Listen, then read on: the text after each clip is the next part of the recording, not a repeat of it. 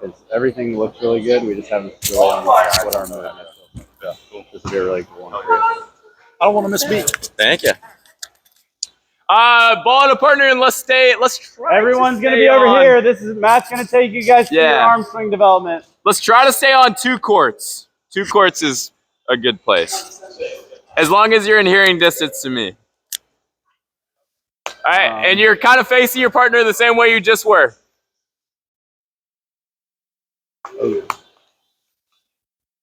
Bryant, can I get you over there? All right, so we're going to be breaking down the arm swing here. We've worked through the approach. We've worked through having our hips anchored. Now it's the question of when we get in the air, what do we do with our arm, okay? So line up like you guys are right here. We got more space over there too, so jump over here. Try to stay on 2 courts, 2 courts. Okay, so what we're going to be doing, there's a few different things we're going to be focusing in on. The first thing is the drawback, okay? So there's 2 different routes that people normally take. There's the low elbow drawback, and this is going to be a big experimentation. This one is going to be, you're going to decide which one you like. My opinion, I think there's a time and place for everyone to use each of them. When the ball gets tight, sometimes you need a high drawback. When the ball is in a good ideal spot, sometimes it's easier to build power with a low elbow drawback, okay? So right now what we're going to do with our partner, we're going to be just doing standing down balls, okay? And we're going to be standing apart from them like this, but our big focus is we're going to be focusing in on where our elbow is passing our ear, okay? So it's either going below our ear or above our ear, okay? Both times on the way through is still going to be going above the ear, okay? On the way back is what we're thinking about. So the way we're going to experiment with that, first thing is we're going to be having our toss on our hitting shoulder. So we're going to draw a line just outside of our right or hitting side hip, okay? And we're going to stand about a foot away from that line. Our goal with our toss should be to toss in that area so that it's on our hitting shoulder, okay? So it's Chris, right? So me and Chris are going to be doing down balls back and forth. We're going to be experimenting with a low drawback and then a high drawback and see which one we like most. And then we'll start to gauge that, okay, whenever we jump and attack. So all we're going to be doing here, low drawback, okay? And then I'm going to experiment with a high drawback next. Go ahead, Chris, you try it. Nice. Oh, good low drawback. One thing I want you to think about, with both of these drawbacks, I want us to imagine there's a glass panel behind our head, and we're trying to break that glass. If we break the glass and leave our elbow there, what's going to happen? Y'all ready for this? Break the glass, get out fast, okay? So we're going to try to keep that elbow momentum driving through the ball rather than hitting a peak and then trying to generate more momentum, okay? So that's a low elbow, same thing for the high elbow. So now, watch where my elbow crosses my head, right? It's staying above my ear the whole time. Okay, so experiment with both of those. See which one you like the most. Again, there's a time and a place for both, so it's nice to build both. But yeah, go ahead and hit a few down balls with your partner, getting your arm warmed up. Here we go. Experimenting with a low drawback and a high drawback. Hey, let's go sideline to sideline. Sideline to sideline. Nice. And then let's use a 2-arm toss. 2-arm toss. You can take one step back too. Yeah. I want you to try to think about contacting your ball. Nice, good one. That looked cool. Whenever we go to swing, we want to feel like. Nice, Jen. When we go to make our pass. And everybody, let's do a 2-arm toss. 2-arm toss. So not even as tall. So go ahead and put your arm up where you're gonna hit it. I want this. Okay. Okay. So like if I'm swinging. Nice, good one. Here. Still feels like there's a little glitch. Give yourself a higher toss, Payne. Higher toss. I should be more yeah, it's like pause and then go. And then we'll figure out the hand contact in a second. Let's find that motion first. You help Payne with his thing. Yeah, we'll get the accuracy. Yeah, that's our goal here. The next little portion is going to help him a lot, I think. Okay, so let's try the low one. Yeah. Okay. Payne, did your elbow ever pass your ear? So I think that's where you kind of stayed in front rather than coming behind, pull that arm back. So this is to open the shoulder, okay, and that'll help us in the next portion, okay? So you get underneath it. You can move your feet. Nice. Good. Nice. Okay. Ah! Good. All right, one more each. Let's try. Remind me one more time. Rachel?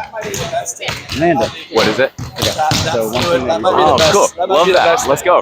All righty, everybody hold it. and this way. Nice. What were some explorations you guys find? Did y'all find you like the lower one, higher one? Give me popcorn. Like if you're Low, high. somebody before. Okay, cool. So what Love we it. do is we pull All right, back, so the next one we're going to be focusing in on. Everybody close your eyes. We're going to use some imagery. We do the same thing with our hands. I'll give everybody a second. Just breathe for a little bit. Hip forward. Got some coaching tips going on. But if we release our hip, that's the same thing like if I shoot it at you. And then I Exhale with the side. right, I move my hand towards it so I've lost all. All right, the next thing we're going to be, you got your eyes closed. Rachel, close your eyes. All right, you're walking through a forest with your best friend as a kid. And you see this apple tree. And you walk up on the apple tree, there's this really beautiful apple just hanging just slightly out of your reach.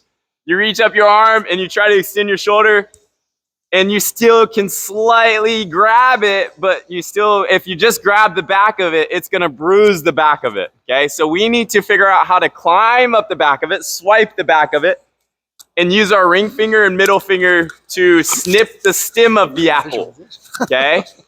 And then take the apple and tuck it in our pocket. Okay, all eyes open. All right, so we just talked about what an arm swing should look like, okay? So including the drawback, now we're gonna be thinking about taking this ball and picturing it as the apple, and if we just, again, spank the back of it, that's when we start bruising the apple, okay? So we want to climb the back of it and snip the stem of the apple with our middle finger and ring finger, okay? So if I just hit the back of it, Rachel, be ready. You're the only one just watching the ball. Everybody else watch me, okay? So if I just hit the back of it, notice the trajectory of the ball, okay? So it's more of I'm finished through the back of it, okay? There's two feedbacks we're gonna be looking for here, sound and trajectory of the ball, the spin on the ball, okay? We're trying to intentionally add a lot of spin to this ball, okay? So if I climb the back of it, finish over top of it, this is what it looks like. Okay, notice how much spin is on that. So level one is we're tossing with no spin and then generating the spin. Level two is we're tossing with backspin and then generating spin, okay? So we're trying to figure out how to finish over top of the ball. So experiment with it, have fun, picture snipping the stem of the apple with your middle finger and ring finger. Here we go. Love it, nice. Nice. Oh, hey-o. Shoot or shoot, man.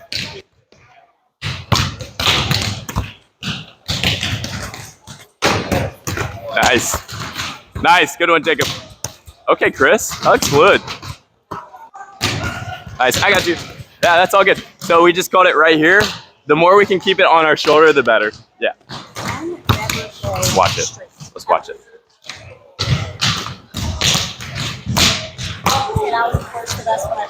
Hey, pressure makes diamonds. Pressure makes diamonds.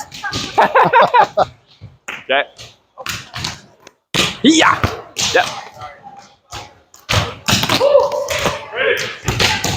Hey, everybody, hold the balls right quick. Hold the balls. Okay, so where I'm seeing y'all are crushing it, by the way. Y'all are making these ripe apples not go to waste. It's good, okay? Where I'm seeing us get into a little bit of trouble is when the toss is just slightly too far in front of us, okay? That's where we can't really snip the stem and like swipe the back and finish to the top. It turns into more of a thud, right? Sometimes you can hear the difference in the sound too, okay? So if we keep it more, and another bonus to this, make sure you guys can see me, okay? If I contact the ball out in front of me here, okay, this is as high as I can reach. But as soon as I get it more on my shoulder, that's about 5 to 6 inch difference, right? So if we keep it more on us, we have a lot more options to be able to manipulate the ball how we want to, okay? So try to keep that toss on you a little bit more, and that should give you more of an opportunity to swipe the back, finish to the top, okay? Here we go. Starting on back, finishing to upper hemisphere. Does that make sense? It could be because it's too far in front of you. Yeah. Nice. Oh!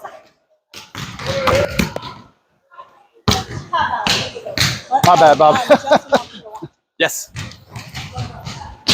So yours is turning into a little bit of a shock put rather than elbow back. Throw it at the roof. Pretend like you're throwing a rock at the roof. Like you're looking up and you're trying to throw a rock and hit the ceiling. Okay, let's try that. Nice. Okay, still better, but it's still a little bit of a shock rather than I'm going here and then throw it. Right, the elbow is gonna leave. Yeah, but finish with that up. Woo! I got you. Keep it on you. Keep it close to you, like here rather than here. Okay. The ball. Yeah. Still too far in front of you. Yeah. So right now your pulse is leading you to here, and that's really hard to get over top. Oh, get some pain. All right, let's go. 2 more each person. Nice.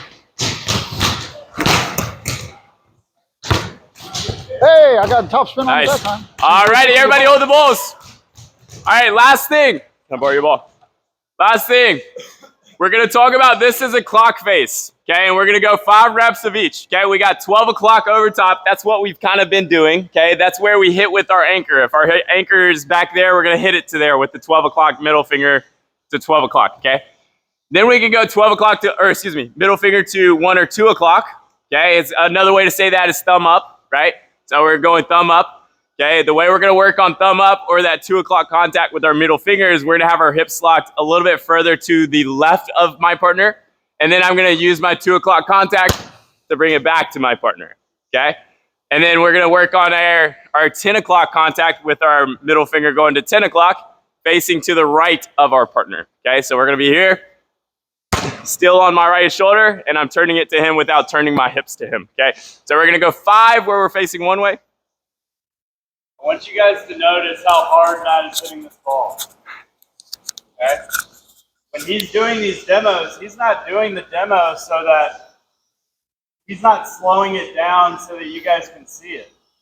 He's doing the demo exactly how he would try to work on his arm swing.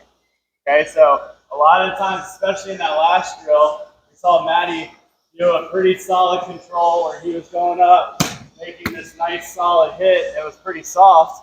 Then all of a sudden we give you guys the ball, and we're just swinging at it. Okay, so as we're going through the game, and especially for you guys, whenever you're starting a game, we can't go into a game and play pridefully.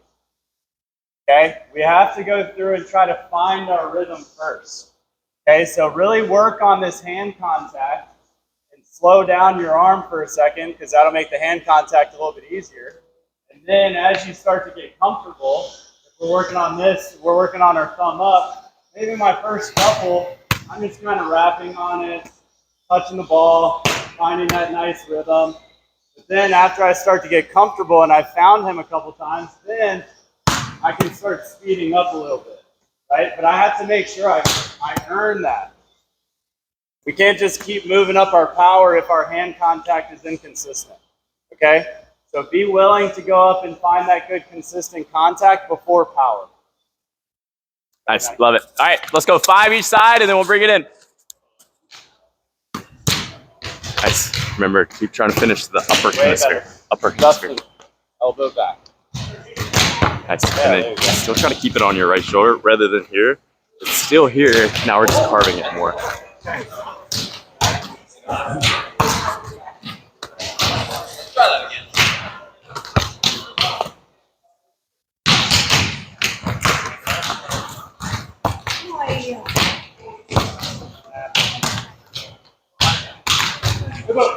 Oh, look at that reaction. You want to finish? Oh, yeah. You'll hurt your shoulder like that.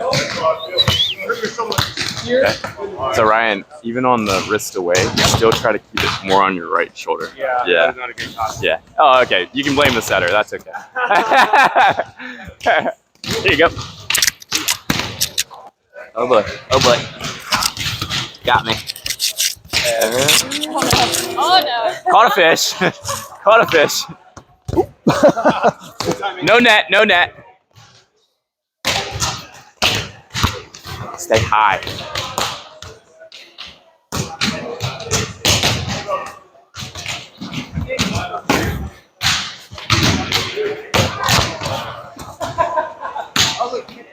Oh yeah.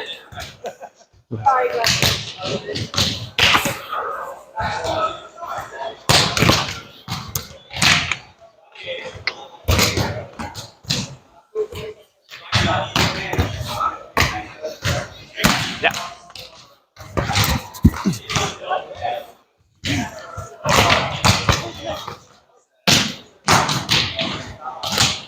Now you're facing this shoulder. You're going,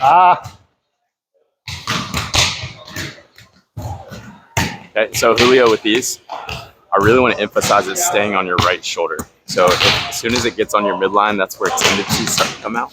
So still try to keep it on that right shoulder and then carve it from there instead of leaning to it to take it there. Heads up, heads up. Woo! Yeah. Okay, so here, if you keep it more on your right shoulder, you can still draw that elbow back. As soon as it gets on your midline, it's here to there, right? Or even here. And that's just tendencies, right? So if we can, as soon as I lean, I'm going wrist away. Okay, that's just defensive thoughts real quick. As soon as I lean, it's taking it away. If I turn with it, that's going with the body, okay? So lean equals going away. Turn on the midline is going cross body, okay? So with this, we want to really emphasize still keeping it on the right shoulder, okay? So no matter where I'm trying to take it, I still want to keep You're getting it on the 10 and the on 2. that right shoulder. Maybe just so I handle can your hips manipulate at the it 10 and however I 2 want before both you ways. turn Okay. the wrist. Okay, do you feel it right here? Yeah. keep that right leg back for me, Bobby. I'm thinking really similar to last, but focusing in on the anchor and then thumb up to high line and then maybe like rapid fire cut shots to rep out like the feeling of going wrist away for the cut. Oh! All right, one more each. All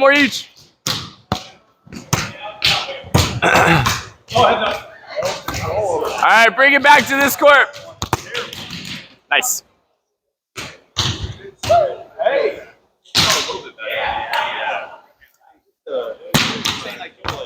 All right, what did we see and find? Before Maddie gets going, this is a visual that is like one of my favorite visuals that Mark said a couple years ago. Has everybody like ever whipped somebody with a towel? Yeah. Never? That's terrible.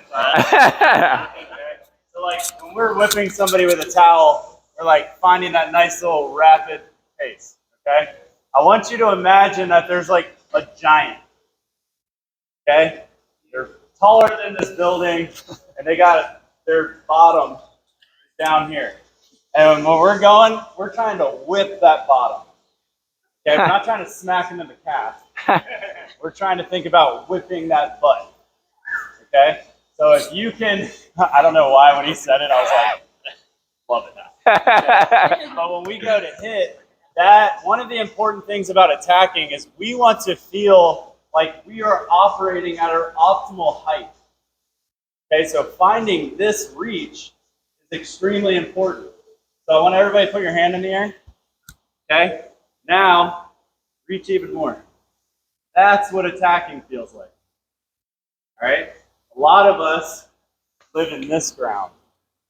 Okay, so we might be 6'5", but when I'm hitting, I shouldn't be contacting at 6'5". Okay, my standing reach is about 8'4". So when I go to make that hit, I need every inch of that 8'4" to be effective.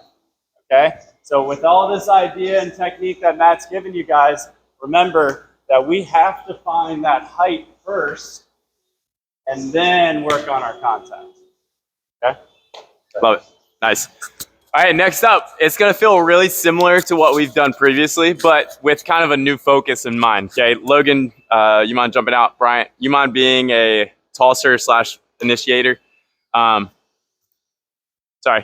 So essentially, we're going to go kind of the same format. We're going to be repping out high lines, but with the focus of the anchorage, okay, and then also the turning to line with that 1 or 2 o'clock contact, okay. So we've gotten the timing step, we've gotten everything in sync with our approach.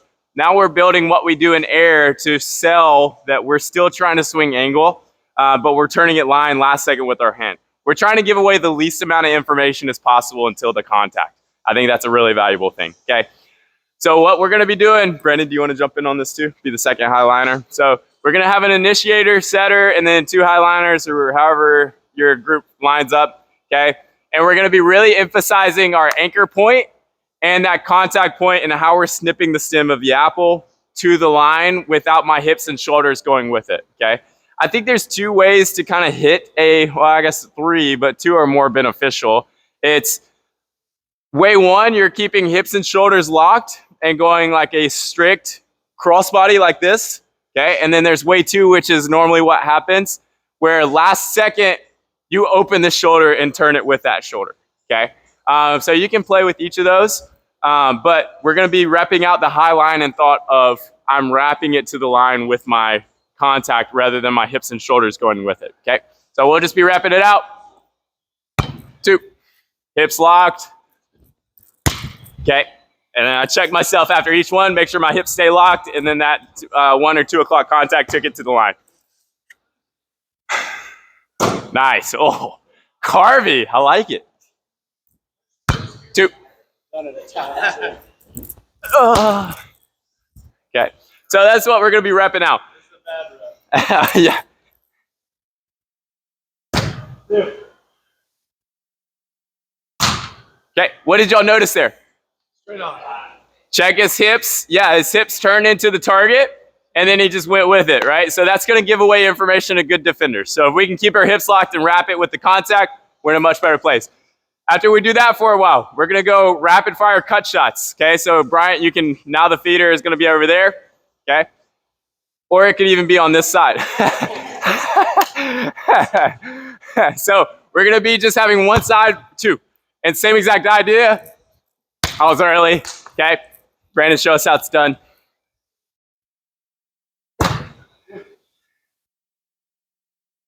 Okay, we're gonna have a feeding / defending group, and then we'll have a repping out cut shots group. Sound good? One of the things we're talking about cut shots.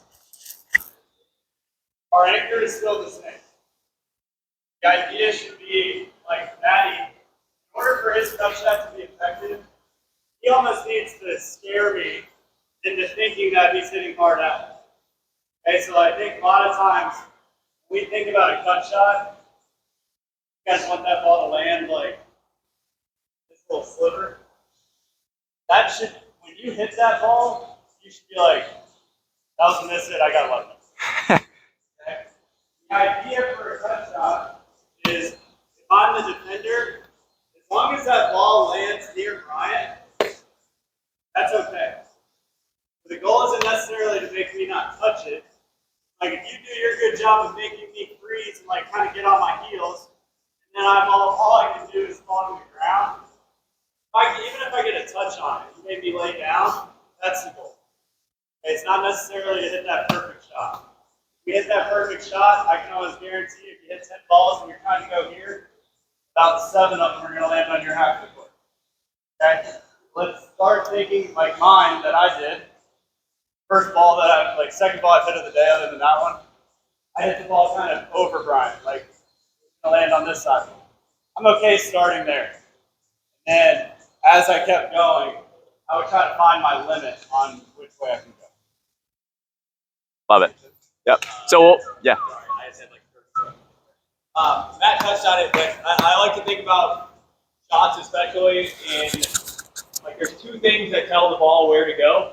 Okay, one is what my hand does, and the other is where my shoulders / hips finish. Okay, Matt touched on this a second ago, but it's a really good way to analyze, like if I miss a high line wide, okay, most of the time it's because both of those things told the ball to go line. And when I have 2 things telling the ball to go to a spot, that's too many things telling the ball to go to the spot, so I'm going to miss wide. Okay, same thing if I'm facing in this angle, and I try to hit a cut shot, and my shoulders are already here, and I go thumb down, I'm going to miss that shot into the net. Because there's two things selling the ball together. All right, so if my shoulders are already facing this anchor point, my cut shot is pretty much straight over the top at this point. Okay, I shouldn't need like a dramatic hand change to get it there.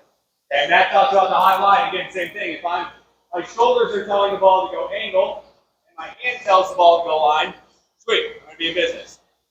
If just my shoulders and hips, for whatever reason, I get in this position, if I'm in this position, I can still hit a good high line. I just need to make sure that because my hips and shoulders are telling the ball to go to the line, my hand just tells the ball to go straight. Okay, because again, if I kind of double negative the thing, that's going to go wide. Okay, and sometimes you get in a position where just your approach was bad, the set was bad, something like that, and maybe on the right side, same thing. If for whatever reason my shoulders end up here, I have to be self-aware of that enough to say, hey, I can still hit a cut shot, but now my cut shot is just a straight hand, and I'm not cutting it with a thumb up motion. If my shoulders are here, because my hips and shoulders are facing the line, now I need my hand to tell the ball to go there. Okay, so just be aware of like what are my hips and shoulders doing, and making sure that I'm not like doubling up on where I want the ball to go. Love it. Awesome. We can head back to our courts and we'll just flow with that as coaches and keep it rolling. Hey, let's get better.